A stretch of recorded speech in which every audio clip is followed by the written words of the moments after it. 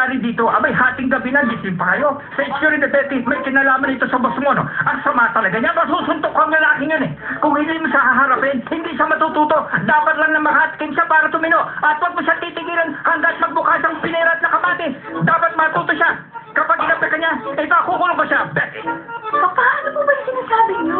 Oo nga naman, ikaw talaga. Nananaginip ka lang, Hermes. Nag-uusap lang kami ni Betty dito, no? Matulog ka na nga. Wala kayong itinatago? Sigurado kayo dyan?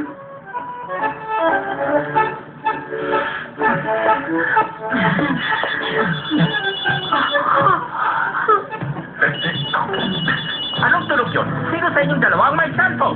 Sa cellphone? Yun lang ibig ko sabihin. May naririnig akong kumikiririn. Mami, narinig ba kayo wala cellphone? Hermes, tumigil ka na. Nasisiguro kong nakailan ka na naman, ano? Nananaginip Oh, ka. hindi ako umiinom bago matulog. Basta may narinig akong cellphone. Ay, Papa, TV lang po yung naririnig mo. Oo, yun na. TV lang ang naririnig mo. Nako, Hermes, matulog ka na nga. Mag-uusap lang kami ni Betty, ha? Matutulog na rin ako mamaya. Sige na, pumasok ka na sa kwarto. Oo, pumasok ka na. Kailangan ko matulog. Sige na, tulog na kayo ako.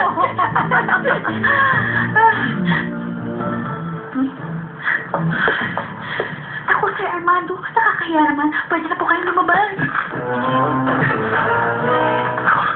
Ano ba naman si Marcela? Napakabalitain. Muntik na ako mapahamak doon. Buti na lang. Napatay ko agad. Pahamak talaga. Kaming hula. Pasensya na po kayo talaga. Nakakahiya naman po. Ginuloko pa kayo sa sarili niyong pamamahay. Nibiyayaan kayo ng Diyos na ginawa niyo. Salamat. Ayun lang ho yun. Nakaakit na ako. Baka bumabapang niyo pa. Ito, salamat po. Nakakahiya talaga. Alam mo, hindi ko dapat din nila ito. Delikado pa ng tatay mo.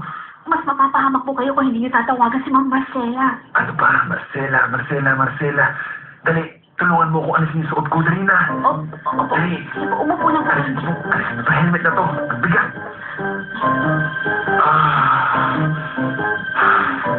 Ang init. Ano ba? Pagdasin mo na lang. Sorry po, sir. Sorry po. Aray ko, aray. Mari, pinatay niyo ang cellphone niya. Hindi ko pinapasama ang loob mo, Marcela, pero gawain niyo yun pag ayaw niyang naiistorbo siya. Huwag mo nga palalain pa ang sitwasyon. Siguro nakatulog lang siya. Napakaganda talaga ng gabing ito. Okay palang pumunta dito sa apartment ni Armando, hindi siya dito natutulog. Naku, Daniel, pakiusap naman. Baka may nangyari kay Armando. Maaari nga. Maraming bagay na pwede mangyari sa kanya. Huwag mo na sabihin, pwede ba? So, Marcela, ano gusto mong gawin namin? Pwede kami magstay dito para samahan ka maghintay o aalis na lang kami dahil baka hindi naman talaga siya sumipot. Hihintayin ko siya. Ay, walang makakatagtaalis sa akin dito hanggat hindi ko nakikitang dumating si Armando. Nag-aalala ako. Tama nga kay ladies. Sa tingin ko, dapat tayo maghintay dito. May guest room dito, di ba? Marcela, paano mo kami pagkakasyahin doon, ha?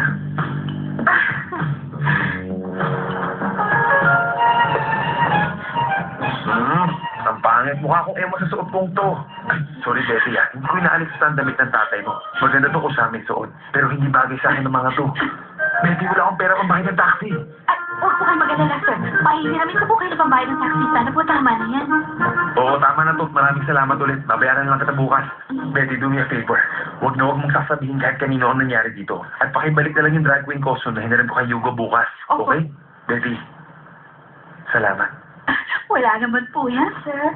Natakot ako sa tatay mo, ah. Huwag niyo po siyang alalahanin. Ganun lang po talaga ang papa ko. Masyado po yung emosyonal at temperamental. At saka isa po, kung nakita ka niya kanina, hindi namin po hahayaan ni Mama nasaktan ka po niya. Pero hindi yun ang concern ko, Betty. Masama itong nangyayari. Sir, hindi po. Hindi. Masama lang po yung gising niya. At saka kapag nangyari yun, kung ano-ano nang sinasabi niya, pagpasensyahan niya na lang po siya. Hindi. Iniisip ba niya minamaltrato kita? Betty, inaapi ba kita, ha? Ay, hindi. Hindi po, sir. Kasi naman po, narinig na kayo na sinisigawan niyo ako sa telepono nung tumawag po kayo sa akin. Pumunta nga po siya sa Ecomoda nung isang araw para kausapin kayo.